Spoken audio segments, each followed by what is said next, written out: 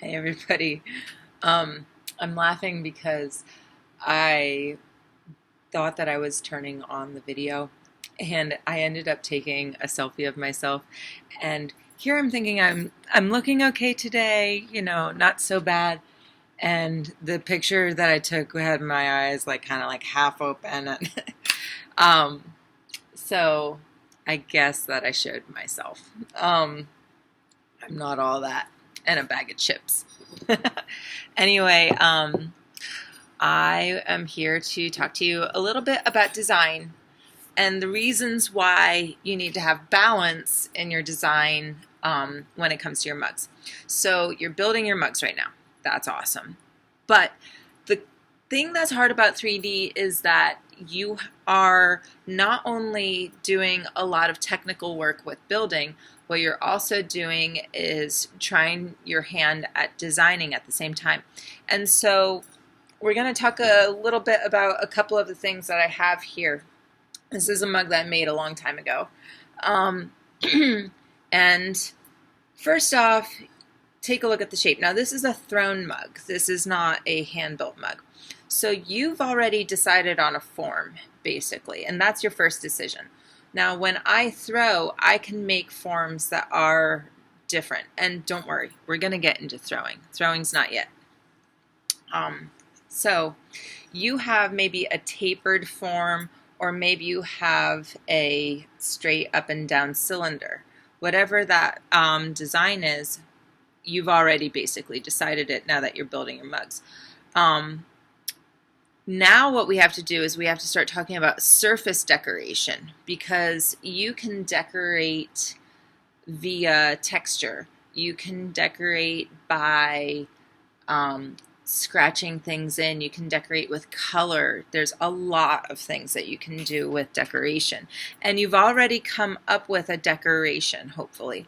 But I want to talk to you a little bit about balance. So take a look at this mug for a minute.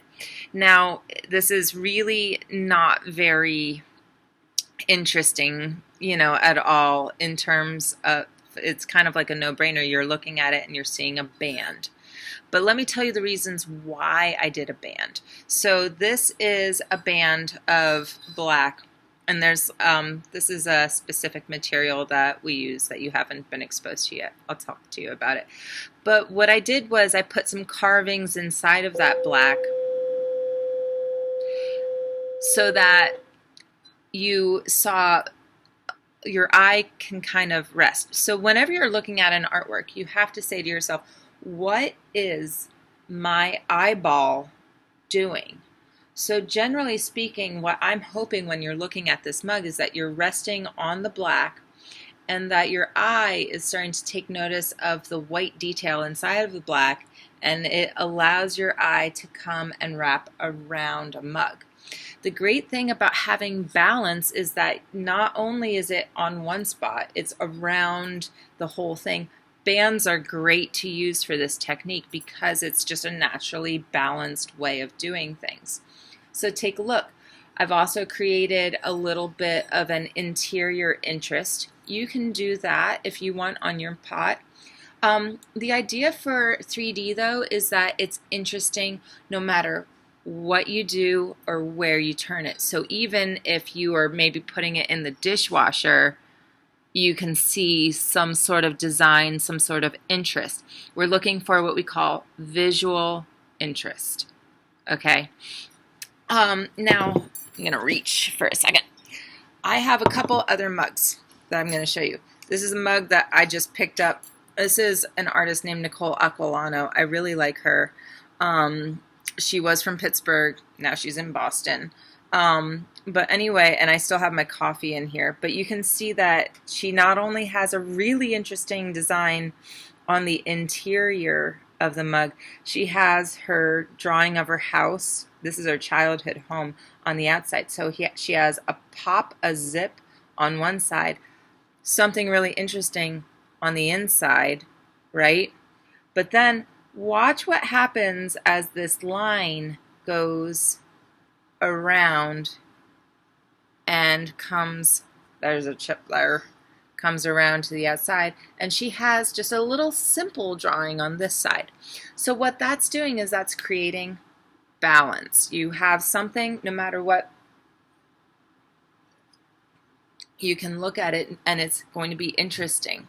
We've even had people do designs on the very, very interior most bottom, and they've like written hidden messages to the drinker. That's kind of like a fun thing. So anyway, this is my friend. He used to be my student, now he's my friend. He actually is a traveling nurse right now, so he doesn't do much sculpture anymore. But this is a mug that a guy named Pat Seligman made.